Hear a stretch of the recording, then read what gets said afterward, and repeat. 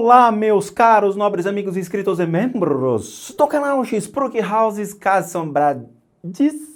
Tio Spook aqui novamente, Rodrigo, Tio Spook, Rodrigo.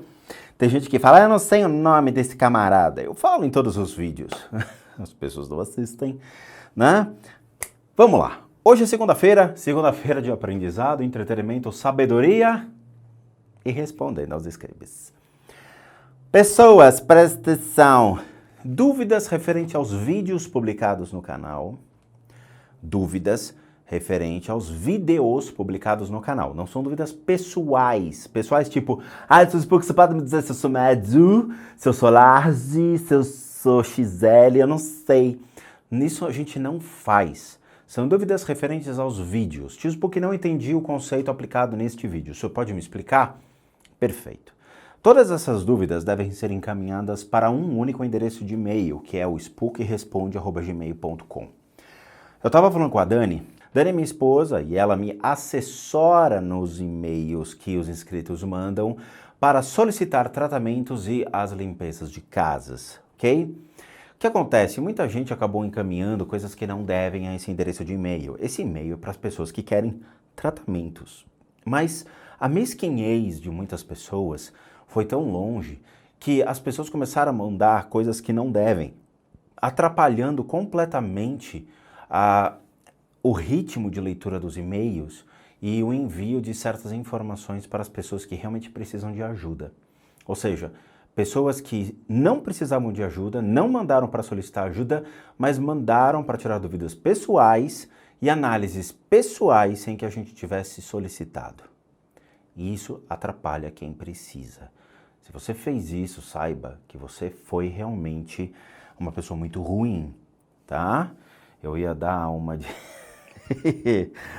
mas deixa quieto, tá? Sua consciência vai pesar, o seu pé vai ser puxado esta noite.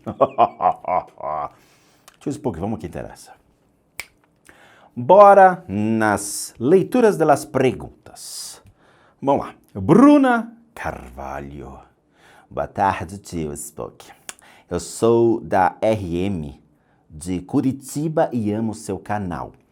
Na verdade, eu tenho uma dúvida simples, que é a seguinte, meu querido. Se uma pessoa que tenta levar uma vida correta, sem vícios, sem tentar prejudicar ninguém, que pratica solidariedade tanto para as pessoas quanto para os animais, mas que sofre injustiças por parte de outras pessoas, que inclusive já passou por cima do orgulho, tentando praticar o perdão algumas vezes, para que todos tenham uma consciência pacífica, porém continua sendo perseguida e injustiçada. Bruna, essa pessoa não existe, tá? Essa pessoa que você está me colocando aqui, ela não existe, tá? Você está usando realmente a figura de uma pessoa que não existe no planeta Terra. E porque todos têm uma convivência pacífica, porém continua sendo perseguida, injustiçada e, por fim, decidiu não ter mais nenhum tipo de contato com as pessoas. Por mais que estejam no mesmo núcleo familiar, enfim, querido. Essa pessoa tem a possibilidade de não ir até Deus após a morte, de ser um obsessor, meu Deus! Desculpe se caso a pergunta tenha sido respondida. Comecei a maratonar o Spook Responde de novo há algum tempo.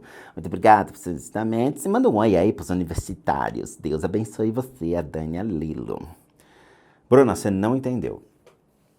Primeira coisa. Conceitos budistas. Vamos ao cantar essa. Galera, se você desceu a terra, você já tem uma coisa a trabalhar, né? É sacanagem, é covardia, mas é verdade. Chama-se o apego. Né? É verdade, tá? Se você pegar os estudos dos grandes hindus e dos grandes mestres budistas, eles vão falar que você já nasce com um grande pecado, que é o seu apego. Ou seja, você está ainda preso à vida. Essa é uma das grandes discussões, das grandes linhagens filosóficas dos mestres budistas, seja da tradição Mahayana, Vajrayana, da Theravada, é a questão de temos ou não ainda algo a trabalhar depois de atingir o Nirvana, atingir uma consciência elevada. Temos. Nós ainda estamos presos à matéria. Então, muitas escolas falam que o último meio de desligamento realmente é o seu apego, o seu ego, de ainda estar preso aqui às suas necessidades de comer, beber, se vestir, de ainda ter uma necessidade. Claramente, tirar a própria vida nessa, você vai estar agindo contra a sua própria natureza. Então, espera-se a natureza da morte. Mas você ainda tem um apego. Tudo isso que você falou, Bruna, é um mundo mais perfeito que existe. Não existe um ser humano como você desenhou. Porque em todos os momentos da nossa vida, nós passamos por desafios. Então imagina o seguinte, vamos separar a Bruna em fases.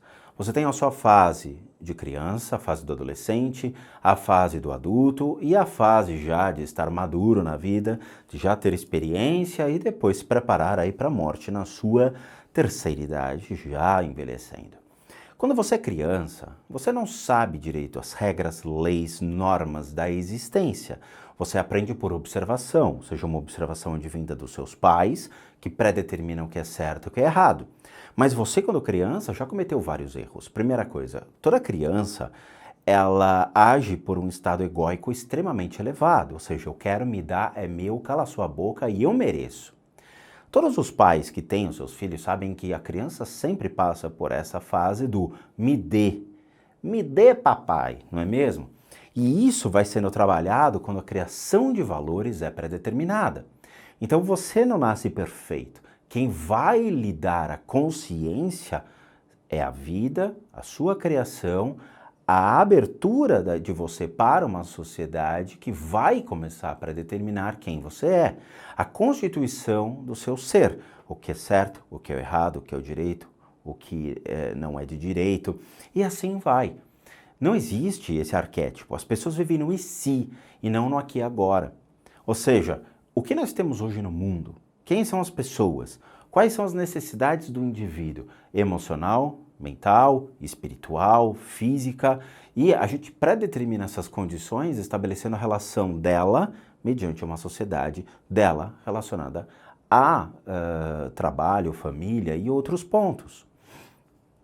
Essa questão de essa pessoa tem a possibilidade de não ir até Deus.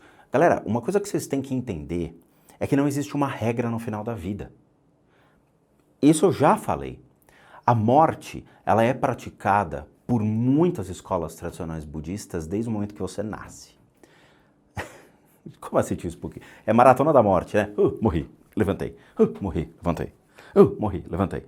Não, não é assim que funciona. Mas, primeira coisa, os grandes mestres do Oriente, eles sempre falam o seguinte: qual é o segredo da vida? Qual é realmente a única coisa da vida? É a morte. Você nasceu, você tem décadas de sua existência pré-estabelecendo que você vai realmente morrer por uma morte natural ao final de sua vida. Beleza. O que vai acontecer da morte? Ninguém sabe. Por quê? Porque as pessoas não voltam para contar, né? A não ser no estágio de reencarnação, mas ela não lembra o que aconteceu na vida passada. Algumas escolas orientais, eles possuem essa consciência lúcida depois da morte. E aí eles conseguem predeterminar o processo de morte. Só que o processo de morte ele deve ser ensaiado ao longo de toda a sua vida. Para quê? Para que no momento da morte você realmente morra. E você não fique apreensivo, preocupado, você não fique frustrado, porque tudo vai aparecer na sua mente. A sua mente, ela vai agir como um processo de negação do começo ao fim. Ou seja, eu não quero morrer, ainda tenho uma vida, eu não quero morrer, eu deixei a luz acesa, eu não quero morrer, esqueci de pagar uma conta, eu não quero morrer, meu Deus do céu, minha filha vai ficar sozinha com um monte de namorado por aí, eu não quero isso. A sua mente vai entrar no looping de possibilidades do e se. E nesse processo você realmente não vai ter a experiência da morte. Você não vai se entregar àquela questão do desligamento total e falando, cara, eu tive uma vida muito legal, muito obrigado, espero realmente que eu tenha cumprido tudo aquilo que foi predeterminado para mim, espero não ter magoado as pessoas que realmente gostaram de mim ou magoado qualquer tipo de indivíduo, espero não ter deixado nenhuma frustração ou decepção e cumprido todas as minhas tarefas. E cara, vai embora. De novo, esse período da morte, ele é predeterminado de acordo com algumas crenças, algumas tradições religiosas. Lembrando que o catolicismo não traz nada disso, o judaísmo também não traz nada disso. Você vai explorar esses conceitos em religiões tradicionais do Oriente, onde sim, eles têm a possibilidade de trazer um conceito do que é a vida pós-morte e esse processo entre o morrer e renascer. Então, não adianta uma pessoa que é católica especular sobre isso, porque a sua igreja não acredita. E é aquilo que eu falo, se vocês querem realmente vivenciar, entender, começar a se entregar a esses conceitos, infelizmente vocês vão ter que ter lugar de fala, ou seja, a Igreja Católica não permite isso. Vocês vão ter que procurar uma crença, uma religião que aborde esses assuntos. Eu sou absolutamente contra o yakisoba espiritual ou yakisoba de religiões. Se você é tudo, significa que você é nada. Nada sabe. Ou você se aprofunda em um único tema e se dedica sobre aquilo, ou você é um especulador sobre as crenças. Lita Lobo. Bom dia, Rodrigo, Dani, Lilo e amigos do canal. Na análise do Midnight, Into the Midnight, no corredor da morte. A morte está em tudo aqui, nunca vi. Você menciona uma mulher que sofreu um acidente de carro e ainda carregava impressões da morte. Você disse que ela ainda estava bem feia. Você pode explicar melhor o que ocorre para alguém que desencarnou violentamente manter a aparência da morte, se é um processo comum a todos? Porque alguns espíritos carregam essas impressões por muito tempo, como essa mulher. Todos deixam de tê-las, seja indo para Deus ou virando bestiais. De novo, nota-se que você não assiste o meu canal. Desde já, obrigado e um abraço a todos. Lita, eu vou explicar de novo para as pessoas. A característica do momento da morte de uma pessoa, ela é extremamente marcante. Quando ela morre, né, o corpo físico, ele é um reflexo do seu corpo de energia. Então, o que acontece? Quando essa pessoa, ela não é devidamente encaminhada até Deus e ela fica presa ainda à sua matéria, o que é variável para indivíduo e indivíduo. Uma pessoa pode ter uma morte extremamente violenta, mas ela pode ser caminhada rapidamente para Deus. Por quê? Porque ela não tem mais apego. Ela se desapega. Então a condição não é uma morte violenta que vai predeterminar se ela ainda está aqui. A condição é a capacidade do indivíduo de se desapegar daqui. Essa é a condição que vocês têm que entender. Na hora que o indivíduo se desapega, ele realmente vai de novo para a sua consciência. Deus é um conceito. Ele não é prova viva em outras crenças e religiões. Então não impõe a condição.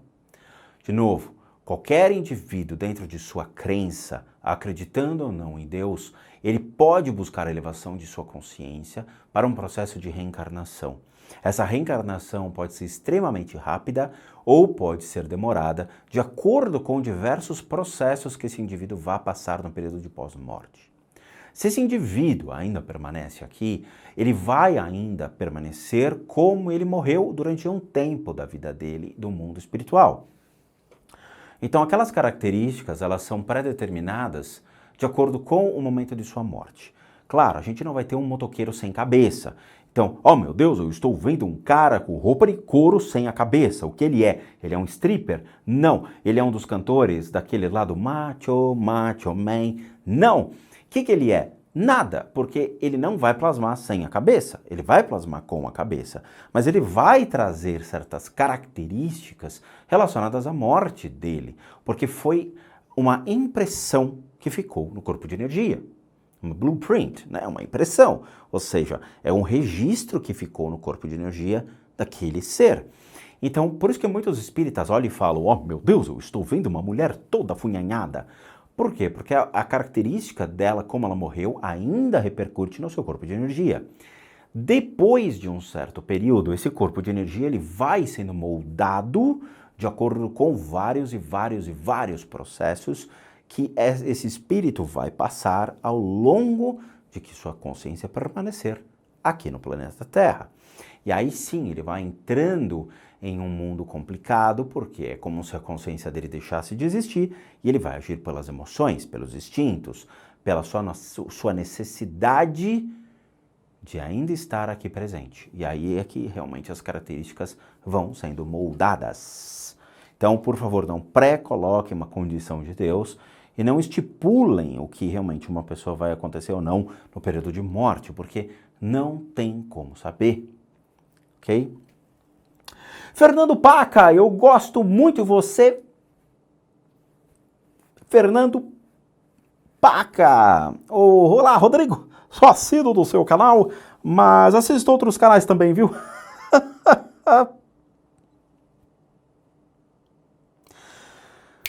De outros médiums e gostaria de lhe fazer 2 perguntas. Onde está o óleo e qual é o segredo da vida? Não são essas perguntas.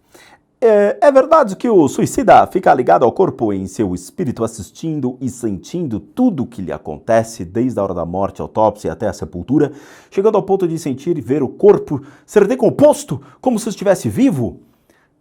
Fernando, você tem que parar de assistir esses canais, eles estão fazendo mal à sua mente. Muito mal.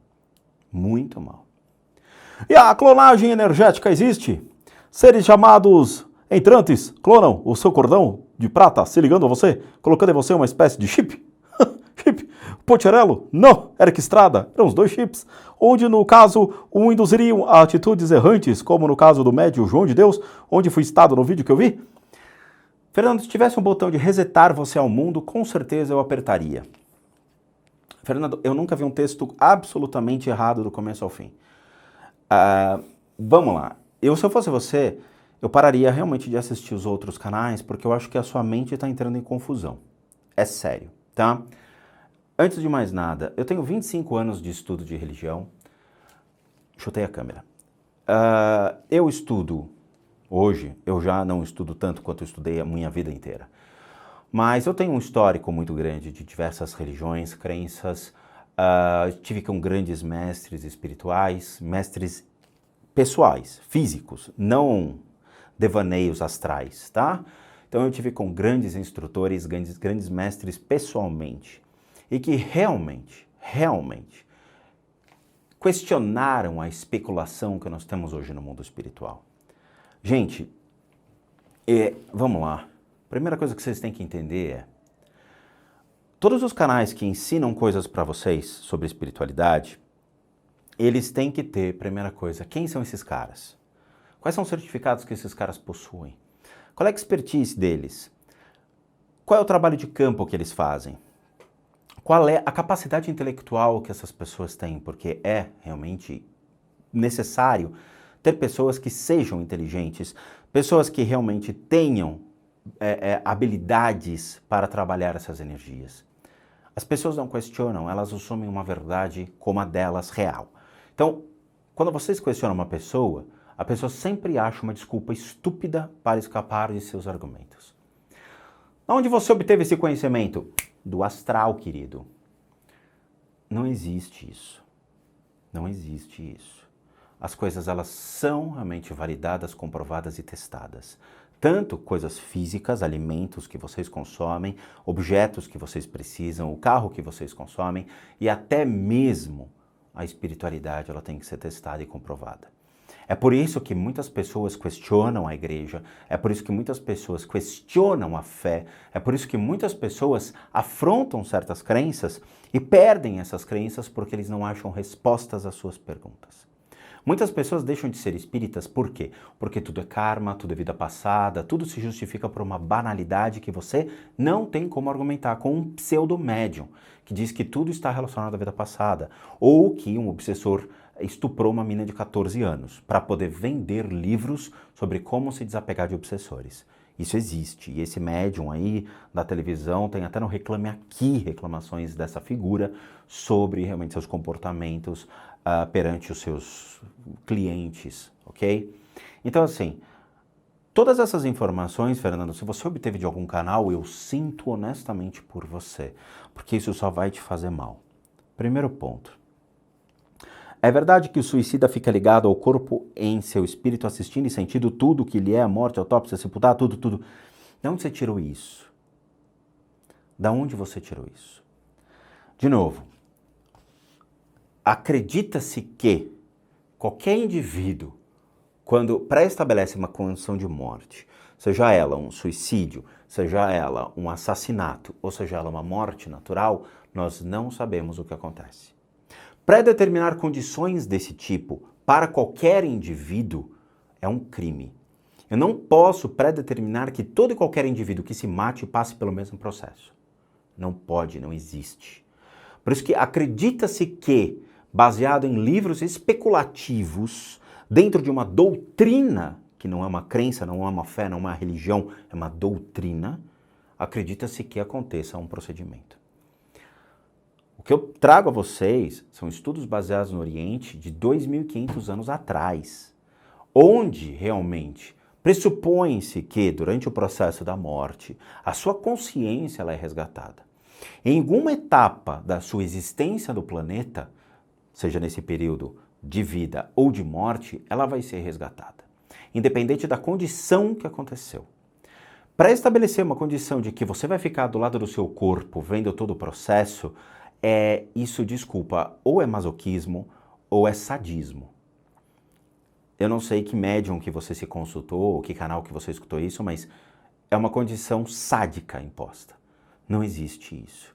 Se existisse isso, qualquer necrotério que eu, Rodrigo, analisasse, eu iria falar, nós temos aqui centenas de mortos esperando a revelação do seu corpo, o que não existe. Ou mesmo em cemitério, todos os mortos, os falecidos estariam ali, na frente do túmulo, olhando, falando, a vida foi boa, né, querida? Isso não existe. Em minhas próprias análises, nunca foi colocada essa questão. Existem pessoas que foram assassinadas, e eu vi, foi num dos murder houses, que era um rapaz que tinha ali uma produtora de filmes, ele voltou do exército, da guerra e tal, e queria relatar, fazer um documentário real sobre aquilo, mas foi assassinado, e aí estava o corpo dele, da filha e da mulher dentro de casa, e aquela única situação, ele estava lá. Por quê? Porque a morte foi recente. Então ele estava tentando entender o que aconteceu.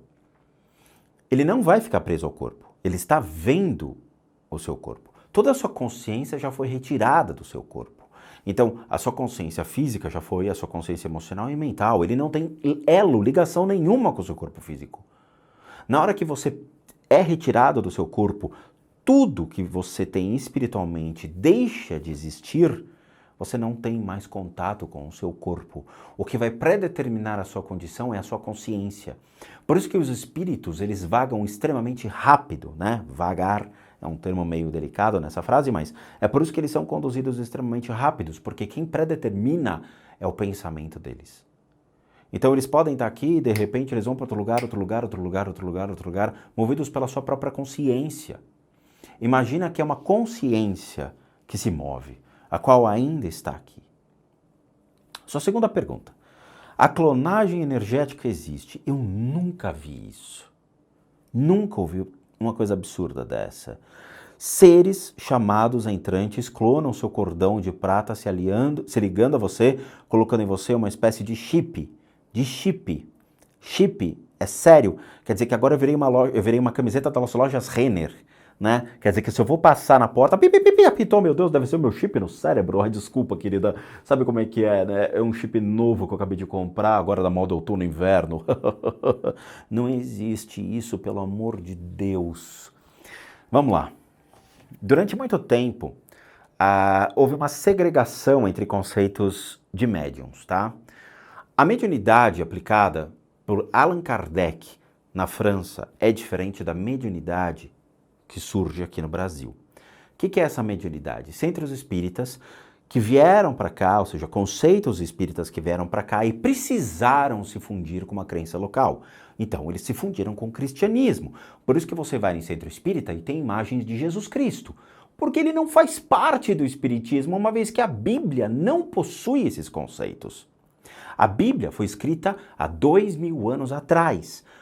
O conceito espírita ele surge no século XIX. Século XIX. Então nós estamos falando em 1900. Não tem. Entende? Não tem ligação. É a mesma coisa que eu falar que realmente hoje os dinossauros, eles realmente afetam a espiritualidade do ser humano, pois pertence a uma crença de não existe.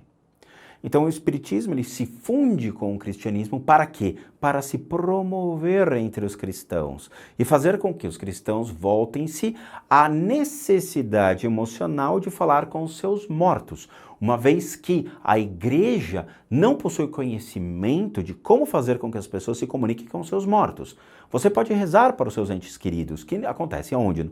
Na Semana dos Mortos, lá dia 2 de novembro, 9 de novembro, acho que é 2 de novembro, né? Que é o período do quê? Que você vai até os cemitérios e você faz orações aos seus mortos.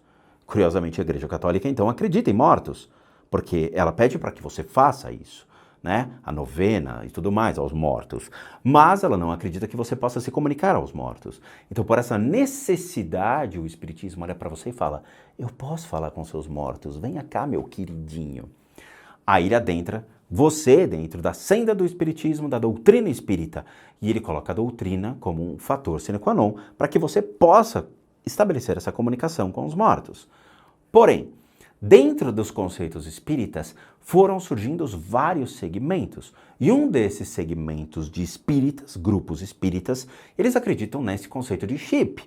O único chip para mim que é válido chama-se Eric Estrada ou Poncherello. São os dois únicos chips que realmente eu acompanhei quando era criança. Se você não sabe o que eu estou falando, entra na internet e escreva Eric Estrada e Poncherello e você vai ver quem são os chips de verdade, tá? Ou a batatinha, é uma chips.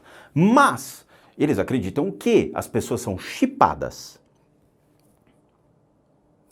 Eu acho que isso é longe demais. Quer dizer, então, que nós temos chips na cabeça. Eu honestamente, assim, eu não acredito nisso, eu não promovo isso e eu realmente satirizo quem acredita nisso. Isso não é uma religião, isso é uma especulação. E especulações não têm espaço. Durante uma autópsia, o cara não vai achar um chip, nem no seu butico, nem na sua cabeça. Entende? É impossível achar um chip em você. Mas os espíritas, dentro dessa segregação do grupo espírita, acreditam que nós somos chipados. De novo, terraplanistas, né? Teoria da conspiração, ativistas, coisa desse tipo. Acreditam em chips. Eu não acredito. E aí ele ainda fala sobre o João de Deus, né? Que o João de Deus foi o chipado. João de Deus não foi um chipado, João de Deus foi um sem vergonha safado. E que utilizou-se sim de um centro espírita, porque a razão social da casa onde ele trabalhava é um centro espírita. Ele atendia como um espírita, com roupa de branco, com guias, com mestres, com pessoas ao seu lado, dando passe. Tem rabinho de porco, focinho de porco, pé de porco e o que ele é? Entendem? Ele era um espírita. Era porque agora, obviamente, vai ser difícil ele voltar como um espírita. Quem é que vai querer, né, receber a bênção do João de Deus, né? Vai sair ali, João de Deus, que bênção foi essa? Piadinha, pessoal que pegou, pegou. Mas, então, de novo, o João de Deus foi um safado. Por quê? Ele realmente entrou num período, num processo de deturpação. Eu não sei. O que ele fez, houve muita especulação, e eu não gosto de colocar fake news, eu não gosto de especular sobre a vida dos outros. Mas, procurando na internet, vocês vão ver que existem certas situações e condições da existência do João de Deus e o que realmente houve na vida dele. Então, acredita-se que houve uma deturpação de caráter, ou se ele já não era uma pessoa que estava agindo de uma fé, literalmente uma fé, para com aqueles que iam tomar o seu passe ou buscar uma cura espiritual. A questão é que o brasileiro tem uma memória curta. Logo, logo ele volta, logo, logo volta a se atuar, a cidade vai voltar a ter seus recursos financeiros, porque a cidade de Abadiânia precisa realmente desses recursos, porque tudo girava em torno de João de Deus, então a coisa vai voltar a funcionar e as pessoas vão esquecer o que aconteceu mediante a outras situações que nós estamos enfrentando, que são extremamente mais alarmantes. Vamos voltar.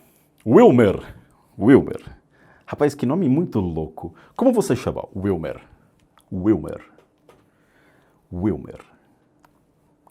Boa tarde, Spook. Aqui é o Wilmer. Acompanho o seu canal há um tempo. Desde já sou grato com o conhecimento que é passado. Minha pergunta é, curso de Reiki online e à distância é confiável? Wilmer. Poderia indicar alguma escola confiável em São Paulo? Wilmer. Desde já agradeço. Abraços. Wilmer. Cara, teu nome é muito louco, cara. Wilmer. Eu juro, você tinha que ter essa voz. Se você realmente é o Wilmer e está vendo esse vídeo, você deveria falar assim: olá, meu nome é Wilmer. Wilmer. Curso de Reiki online. Eu nunca fiz curso de Reiki online. Eu fiz o meu primeiro curso de Reiki, eu acho que foi entre 2002 e 2004. Assim, vamos lá, gente. Eu não posso indicar nada para as pessoas sobre aonde vão aprender a sua espiritualidade, porque faz parte de um processo de busca de vocês. O que foi bom para mim em uma época, não necessariamente vai ser bom para vocês nessa época. Até porque foi há muito tempo atrás, há 14 anos atrás, que eu fiz esses cursos e, obviamente, hoje todo o conceito de Reiki deve ter mudado. Reiki online, galera, é o seguinte, eu até entendo que tudo online é bem legal, bem divertido, mais barato, não é? Mas não.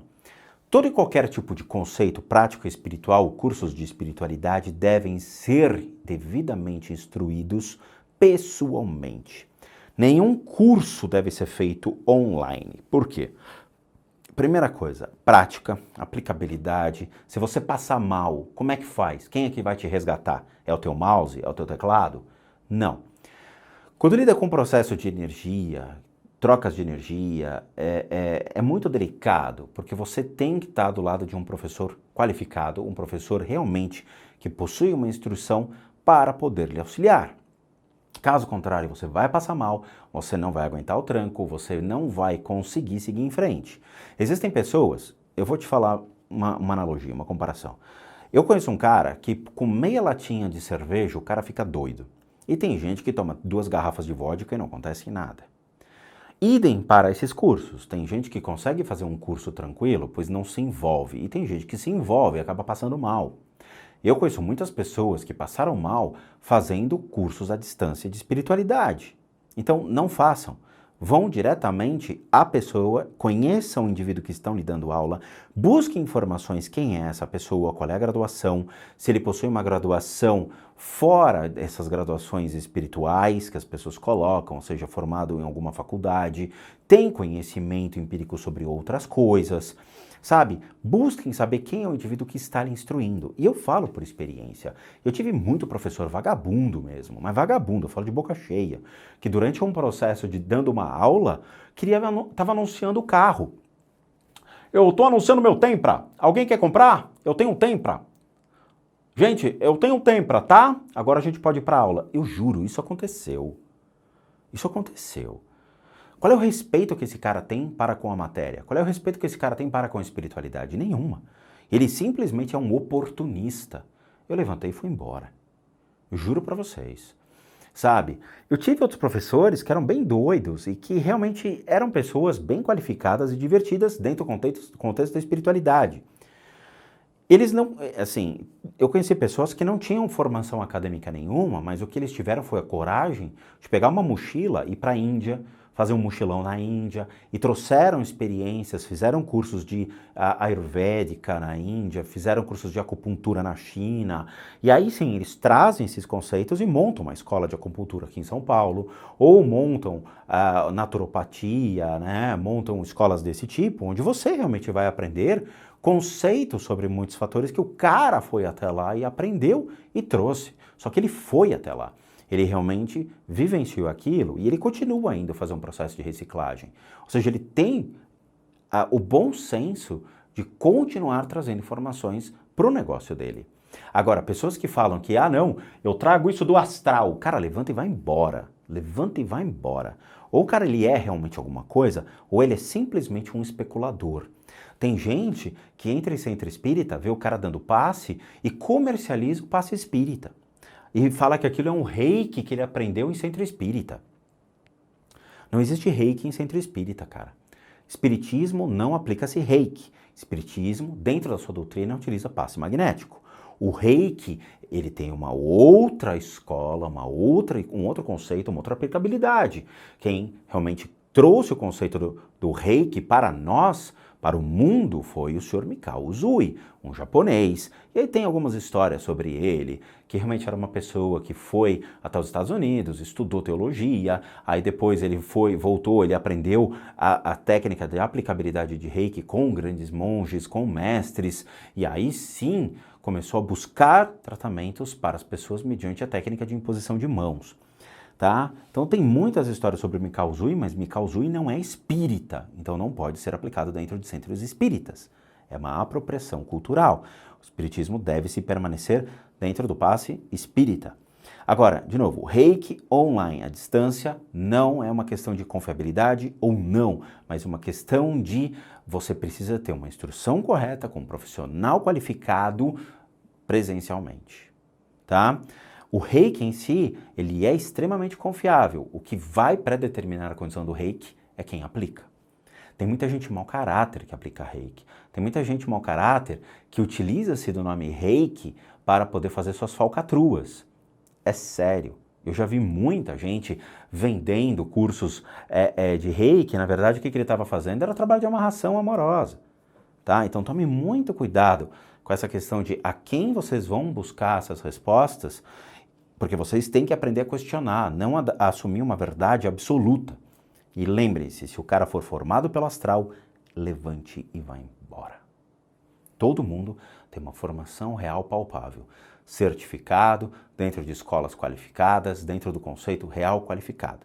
Caso contrário, esses caras não são de confiança, tá bom? Sara Nepomuk. Nossa, que sobrenome diferente, não é? Sarah. Olá, tio Spook, querida Dani Lilo. Meu nome é Sarah, eu tenho 18 aninhos e sou evangélica. Por conta disso, tenho sofrido com uma certa dualidade, tio Spook. Segundo minha doutrina, eu poderia contratar uma limpeza de casas. Não seria pecado. Fazendo isso, as coisas aqui em casa poderiam piorar, desde já agradeço. Evangélicos têm um certo pudor que a gente não consegue entender. Vamos lá. Sarah, eu vou contar uma história para você. Há muito tempo atrás, eu estava na minha casa tranquilo e de repente toco o telefone, eu atendo e é uma pessoa que está saindo da igreja evangélica. Parte fala assim, tio Spook. Era uma mulher que estava trazendo uma filha. O senhor pode me atender? Eu estou com uma emergência, minha filha está passando mal. Eu falei, opa, tá bom. A pessoa chega em casa com uma criança. A criança, eu não sei, devia ter uns... Eu vou especular porque na época eu não lembro. 6, 7 anos. Acho que uns 7 anos. Aí a mulher senta no sofá e pergunta, o que está acontecendo? Não, eu sou evangélica, minha filha passou mal no culto. E o bispo, o pastor da igreja, não sabia o que fazer. E como eu tinha pego o cartão do senhor, eu queria fazer um tratamento para minha filha. Ela está ouvindo vozes e tal e precisa fazer um tratamento. Tá bom? Ela era evangélica, ou ainda é evangélica, né? Ela fez a sessão para a filha se recuperou, nada aconteceu. E assim, é curioso porque, de novo, as pessoas têm que entender, é muito delicado. Eu acredito piamente, o ser humano ele se apoia em uma fé, uma crença, e essa crença ela é um reflexo físico tomando como partida a sua igreja. A sua igreja é o teu templo da fé, onde você vai lá e ora para o seu Deus. Não é o meu Deus, é o seu Deus, baseado dentro da sua crença. Então você tem lá o seu bispo, o seu pastor, o seu padre, o seu rabino, quem você quiser. Esses caras, alguns seguem um processo de escolaridade obrigatório para se tornar alguma coisa dentro daquela instituição. Pastor não. Pastor não tem obrigatoriedade nenhuma. O cara ele pode simplesmente ficar frequentando aquela igreja, faz um cursinho para ser pastor e voa lá. O cara vira um pastor.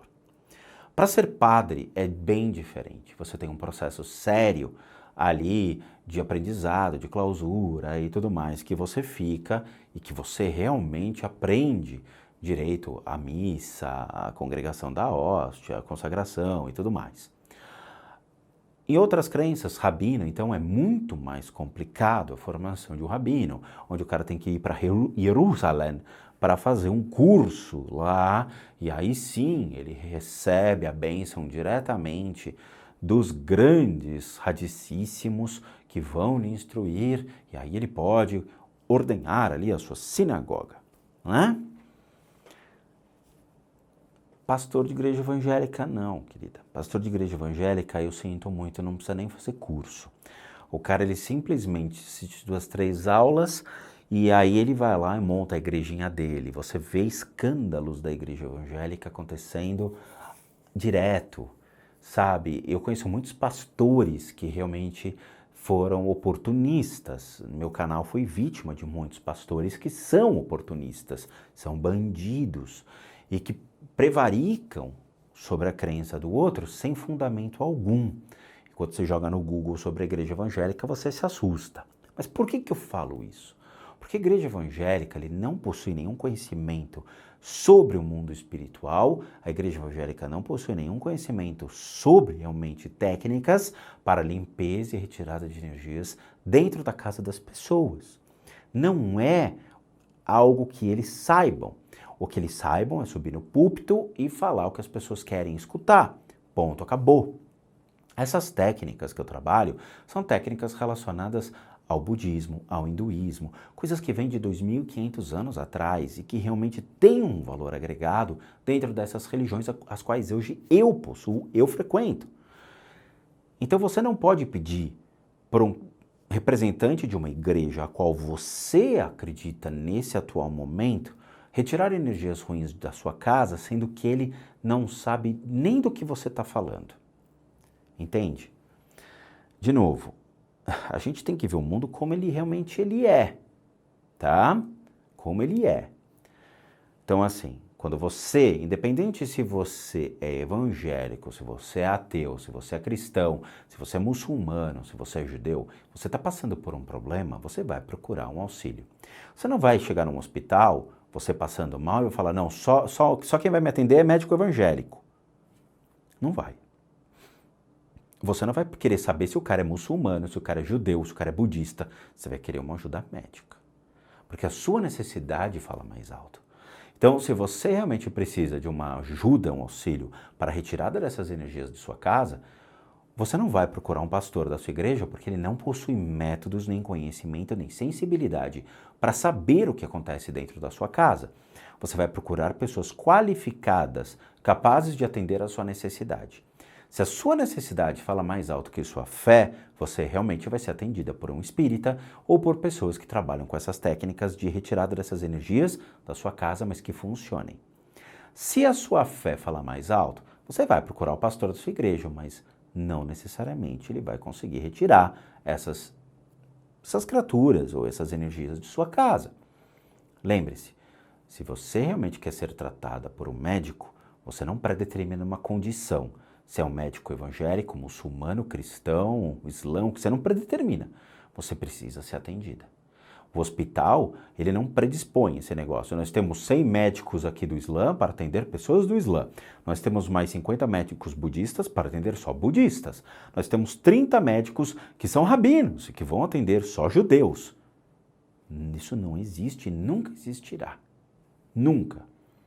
O auxílio, ele é para todos, independente de sua crença, da sua fé ou da sua religião. Então, o que nós fazemos aqui, e nós sempre atendemos, foi ajudar pessoas a retirar energias de suas casas. Energias que afetam sua vida física, emocional e mental, e aí sim espiritual. E tudo isso não depende da crença de um indivíduo. Eu tenho pacientes que são ateus, que adoram e sempre repetem as sessões. Eu tenho pacientes que são judeus, eu tenho pacientes que são islâmicos, eu tenho pacientes que são budistas, eu tenho de tudo. Crentes, tem de tudo. Porque eles não predeterminam condições. A necessidade fala mais alto. Então comece a pensar sobre suas necessidades e aquilo que realmente afeta a sua vida e que você precisa sanar. E não impor uma condição baseada na sua crença, dizendo que só o seu bispo, o seu pastor, é que vai poder te tratar ou te curar. Porque eles não possuem o conhecimento para isso. Eles possuem simplesmente o conhecimento para pregar o que está na Bíblia. E muitas vezes, honestamente, pastor precisa fazer uma faculdade de teologia. O pastor que não se forma em teologia, ele não é teólogo. Então, há muita controvérsia em pessoas que realmente podem subir num púlpito e falar a palavra de Deus para seus fiéis e que não tenham um documento, um certificado. Teólogos formados em faculdade de teologia são os que possuem essa capacidade e têm o registro no MEC, têm o registro acadêmico para poder realmente atender a necessidade das pessoas dentro do conhecimento que está no livro sagrado, que você lê, que você cultua e que você adora. Ok? De novo, pastor que não possui certificados de teólogo formado por uma faculdade de teologia, eles são contestados academicamente e não têm a comprovação nem a validação daquilo que é falado. Eu falo isso porque as pessoas têm que entender. Existe realmente um critério que deve ser avaliado, que é o critério físico, dizendo quem é você, qual é a sua formação acadêmica, e você pode estar ali, ou pessoas que, por uma oportunidade, sobem no púlpito e cativam as pessoas, pegam o dízimo e utilizam esse dízimo de uma maneira errada e não possuem certificado, graduação ou mesmo nível de instrução para poder fazer aquela atividade. Eu conheço muitos. E agora a pregação na internet é muito maior e assusta, tá bom? Pé no chão, por favor, tenham realmente o discernimento das coisas. O seu cérebro está acima da sua razão, significa que você é um ser pensante, vocês têm que aprender a questionar as coisas e achar a solução para isso de uma maneira mais racional. A fé ela é um instrumento muito importante, mas a razão, ela tem que estar junto à sua fé. Não adianta você somente acreditar.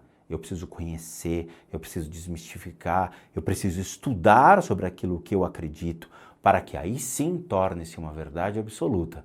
Porque quando esse pilar ele trinca e cede, você perde completamente a sua fé, porque você não tem conhecimento para sustentá-la. Por favor, busquem conhecimento. Eu sei que quem falou isso, não é? Busquem conhecimento. Foi alguém chipado. Busquem conhecimento. Vamos lá. Bom, já deu mais de 40 minutos, galera. Esse foi divertidíssimo. Ai, as pérolas! Eu realmente agradeço. Eu me divirto. Claro, no quarto respondendo as inscritos já estou chutando o tablet, mas foi engraçado, tá bom? É isso, eu agradeço de coração a todos vocês. Muito obrigado por fazerem parte da família do Spruck House Cassombrades. Lembrando, tem muita gente que não consegue assistir o vídeo até o final e não escuta os recados. Galera, presta atenção nos recados, é sério mesmo, tá? Vamos lá. Além de tudo que é passado nos vídeos, o único serviço que é fornecido, o único, são os tratamentos e as limpezas de casa. Eu não analiso história de inscrito, eu não vejo o vídeo do inscrito, eu não quero saber nada do que acontece, porque eu não sou um colecionador de fantasmas, eu não sou um especulador do mundo espiritual. Eu estou aqui para ajudá-los dentro de tudo aquilo que eu vi, aquilo que eu aprendi e do que eu desmistifiquei ao longo de uma jornada de mais de 25 anos de estudo, para que vocês possam ter os mesmos pontos de vista e os mesmos questionamentos que eu fiz, vocês também façam. Assim, dessa maneira, a única coisa que eu ofereço para 700 mil pessoas que hoje, quase 700 mil que hoje encontram-se no canal, são os tratamentos e as limpezas de casa. Lembrando, eu, Rodrigo, sou um terapeuta, um psicoterapeuta alternativo, licenciado nacional e internacionalmente, por institutos que me habilitam, me capacitam, para que, com métodos complementares à medicina, nós podemos auxiliar para tratamentos físicos, emocionais e mentais. E aí sim, tratamentos direcionados à espiritualidade e às limpezas de casa e as limpezas de áreas comerciais. Tudo isso deve ser solicitado por um único endereço de e-mail. Novamente, não é Instagram, não é Facebook, não é Twitter, não é Sete Ondinhas, não é São Longuinho. É somente por um único endereço de e-mail chamado limpezadecasas@gmail.com. Sério, gente, parem de mandar coisas erradas, distorcidas, conselhos. Eu quero um conselho, eu não dou conselho. Ah, me instrua. Eu não instruo ninguém. Tudo que vocês podem saber está no canal. Não existe curso, não estou dando curso, não estou dando aula. Por favor, é sério. Eu recebo centenas de e-mails assim e eu não vou ficar respondendo mais esses argumentos, essas contestações. Eu quero, porque eu quero curso, eu quero que você me ensine, seja meu mestre. Não! A única coisa que oferecemos são os tratamentos e as limpezas de casa. Somente. Somente. E tudo isso deve ser solicitado junto ao e-mail limpezadecasas@gmail.com. Para aqueles que querem ajudar o canal, nós temos o sistema Seja Membro, que você clica aqui embaixo e você doa R$8 para que a gente possa continuar firme e forte aqui na plataforma, sendo você membro do canal. Nós temos o sistema PayPal, que também encontra-se aqui abaixo, você pode doar qualquer valor e isso também nos ajuda muito a continuarmos aqui. E por último, nosso site, casasassombradas.com.br, com muita coisa legal para vocês. Vejo vocês então na continuação dos vídeos do canal e do Respondendo aos Inscritos. E como eu sempre digo, bons sustos a todos nós.